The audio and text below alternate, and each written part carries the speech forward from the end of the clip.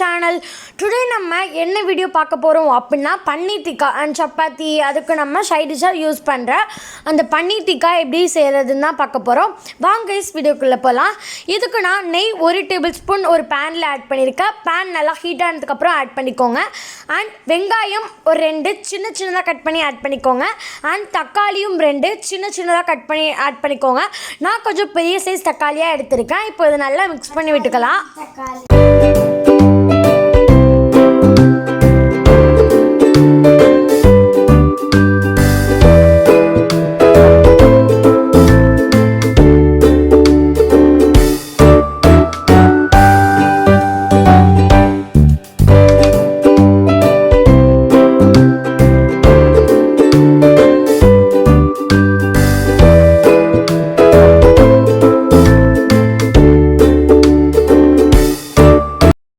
இப்போ இதை நல்லா வந்துட்டு நம்ம மிக்ஸ் பண்ணி வச்சுக்கலாம்.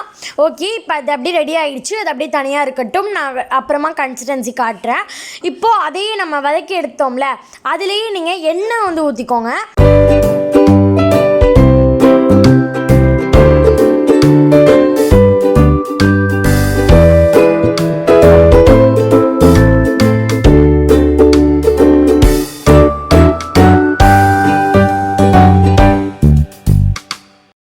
டேபிள் ஸ்பூன் முழு ஜீரகம், 1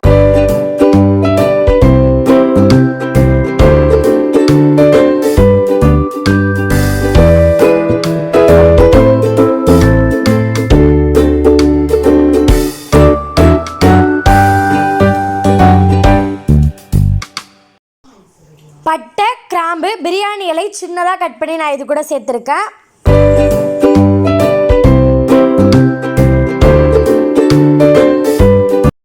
வெங்காயம் சின்னதாக கட் பண்ணி நான் இது கூட சேர்த்துருக்கேன்.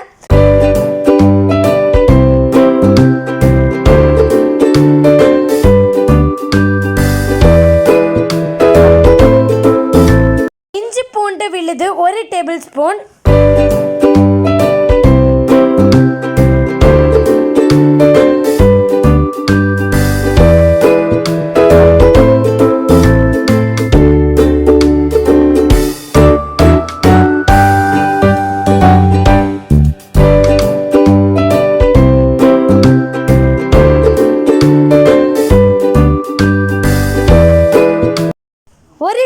ஸ்பூன் மிளகாய்த்தூள், 1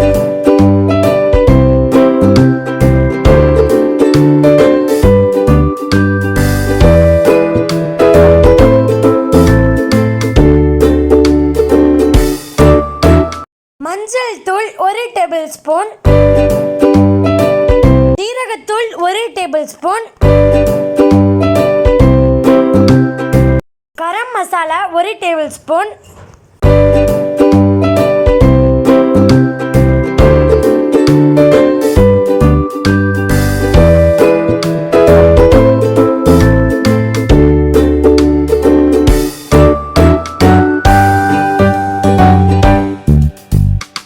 வெங்காயம் தக்காளி நம்ம வதக்கி அதை நம்ம மிக்சியில் அரைச்சி வச்சுருந்தோம்ல, அந்த பேஸ்ட்டை நம்ம இது கூட சேர்த்துக்கலாம். இப்போ இதை நல்லா மிக்ஸ் பண்ணி விட்டுக்கோங்க. உப்பு 1 டேபிள் ஸ்பூன், நீங்கள் உங்களுக்கு தேவையான அளவு உப்பு ஆட் பண்ணிக்கலாம்.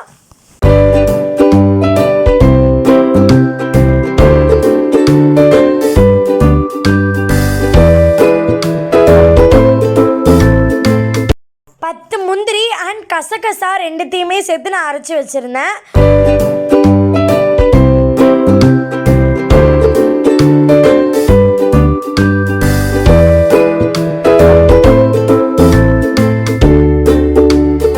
பன்னீர் தேவையான அளவு. இப்போ இதை நல்லா மிக்ஸ் பண்ணி விட்டுக்கோங்க.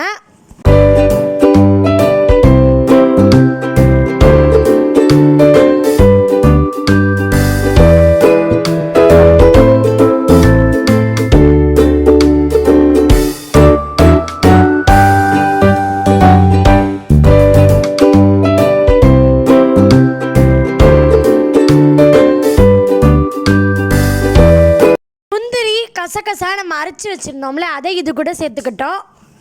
இப்போ இதை நல்லா மிக்ஸ் பண்ணி விட்டுக்கலாம்.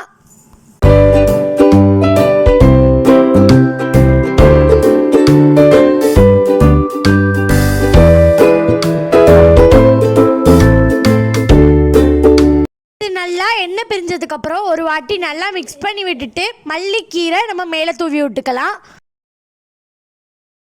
இவ்வளோதான் கைஸ், சூப்பரான பன்னீர் டிக்கா வீட்டிலேயே ரெடி ஆகிடுச்சு.